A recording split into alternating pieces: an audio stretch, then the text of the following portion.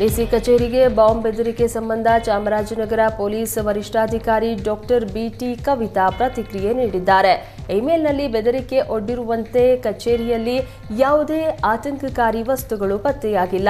ಜಿಲ್ಲಾಡಳಿತ ನೀಡಿರುವ ದೂರಿನ ಮೇರೆಗೆ ಎಫ್ಐಆರ್ ದಾಖಲಿಸಲಾಗಿದೆ. ಜಿಲ್ಲಾಧಿಕಾರಿ ಕಚೇರಿಗೆ ತಾತ್ಕಾಲಿಕವಾಗಿ ಪೊಲೀಸರ ರಕ್ಷಣೆಯನ್ನ ಒದಗಿಸಲಾಗುವುದು. ಇಮೇಲ್ ಮೂಲ ಪತ್ತೆ ಹಚ್ಚಲು ವಿಶೇಷ ತಂಡ ರಚಿಸಲಾಗಿದೆ ಅಂತ ಎಸ್ಪಿ ಡಾಕ್ಟರ್ ಕವಿತಾ ಮಾಹಿತಿ ನೀಡಿದರು.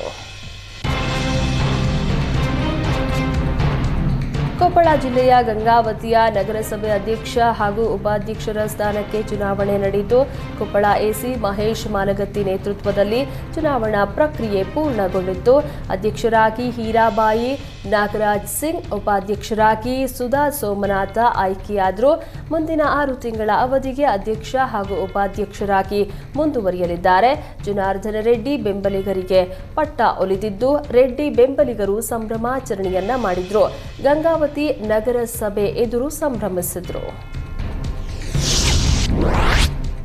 ಮದ್ಯದ ದರ ಪದೇ ಪದೇ ಏರಿಕೆಗೆ ಸಿಎಂ ಸಿದ್ದರಾಮಯ್ಯ ಪ್ರತಿಕ್ರಿಯೆ ನೀಡಿದ್ರು. ಮದ್ಯಪಾನ ಮಾಡುವುದನ್ನು ಪೂರ್ಣ ನಿಲ್ಲಿಸಲು ಆಗೋದಿಲ್ಲ, ಹಾಗಾಗಿ ಬೆಲೆ ಹೆಚ್ಚಳ ಮಾಡಲಾಗಿದೆ ಎಂದು ಸಿದ್ದರಾಮಯ್ಯ ತಿಳಿಸಿದ್ರು. ಬೆಲೆ ಹೆಚ್ಚಳದಿಂದ ಕುಡಿತದ ಪ್ರಮಾಣ ಕಡಿಮೆ ಮಾಡುವುದೇ ನಮ್ಮ ಉದ್ದೇಶ ಅಂತ ತಿಳಿಸಿದ್ರು.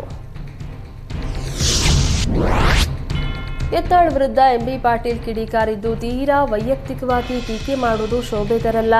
ರಾಜಕೀಯವಾಗಿ ವೈಯಕ್ತಿಕ ದಾಳಿ ಇರಲಿ, ತಂದೆ ತಾಯಿ ಬಗ್ಗೆ ಮಾತನಾಡಬಾರದು. ಅವರಿಗೆ ಹುಟ್ಟಿದ್ರೆ ಇವರಿಗೆ ಹುಟ್ಟಿದ್ರೆ ಅನ್ನೋದು ಶೋಭೆ ತರೋದಿಲ್ಲ.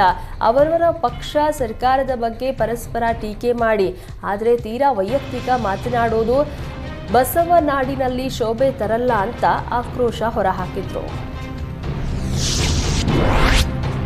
ಬಾಗಲಕೋಟೆ ಜಿಲ್ಲೆಯ ಅಡಿಹುಡಿ ಗ್ರಾಮದಲ್ಲಿ ಪೊಲೀಸ್ ಹಾಗೂ ಆಹಾರ ಇಲಾಖೆ ಅಧಿಕಾರಿಗಳು ಜಂಟಿ ಕಾರ್ಯಾಚರಣೆ ನಡೆಸಿದ್ರು.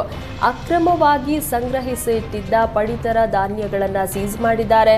ಪರಶುರಾಮ್ ರವರ ಅಂಗಡಿಯಲ್ಲಿ 15 ಚೀಲ ಪಡಿತರ ಆಹಾರ ಧಾನ್ಯ ಸಂಗ್ರಹಿಸಿ ಇಡಲಾಗಿತ್ತು. ಖಚಿತ ಮಾಹಿತಿ ಮೇರೆಗೆ ದಾಳಿ ನಡೆಸಿದ ಅಧಿಕಾರಿಗಳು ಆಹಾರ ಧಾನ್ಯಗಳನ್ನು ಜಪ್ತಿ ಮಾಡಿದ್ರು. ಆಹಾರ ಇಲಾಖೆಯ ಶಿರಸ್ತೇದಾರ ಬಸವರಾಜ ತಾಳಿಕೋಟೆ ಹಾಗೂ ಆಹಾರ ನಿರೀಕ್ಷಕ ಆನಂದ್ ರಾಠೋಡ್ ಮತ್ತು ಸಾವಳಗಿ ಪೊಲೀಸ್ ಠಾಣೆಯ ಅಪರಾಧ ವಿಭಾಗದ ಪಿಎಸ್ಐ ಮುತ್ತು ವಾಲಿಕಾರ್ ತಂಡ ದಾಳಿ ನಡೆಸಿತು.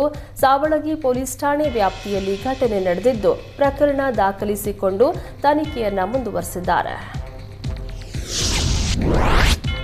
ಬಾಗಲಕೋಟೆಯಲ್ಲಿ ನವಿಲು ಬೇಟೆಯಾಡಿದ್ದ ಓರ್ವನನ್ನ ಪೊಲೀಸರು ಬಂಧಿಸಿದ್ದಾರೆ. ಜಮಖಂಡಿ ತಾಲೂಕಿನ ಕುಂಬಾರಹಳ್ಳಿ ಗ್ರಾಮದ ವ್ಯಾಪ್ತಿಯಲ್ಲಿ ನವಿಲು ಬೇಟೆಯಾಡಿದ್ರು.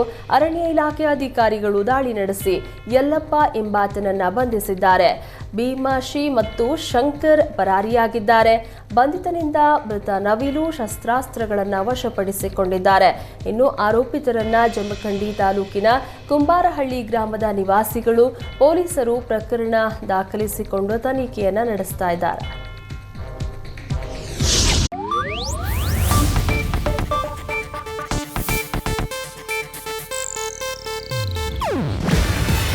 ಇದು ಏಷ್ಯಾನೆಟ್ ನ್ಯೂಸ್ ನೆಟ್ವರ್ಕ್ ಪ್ರಸ್ತುತಿ. ನೀವು ನೋಡ್ತಿದ್ದೀರಾ ಏಷ್ಯಾನೆಟ್ ಸುವರ್ಣ ನ್ಯೂಸ್.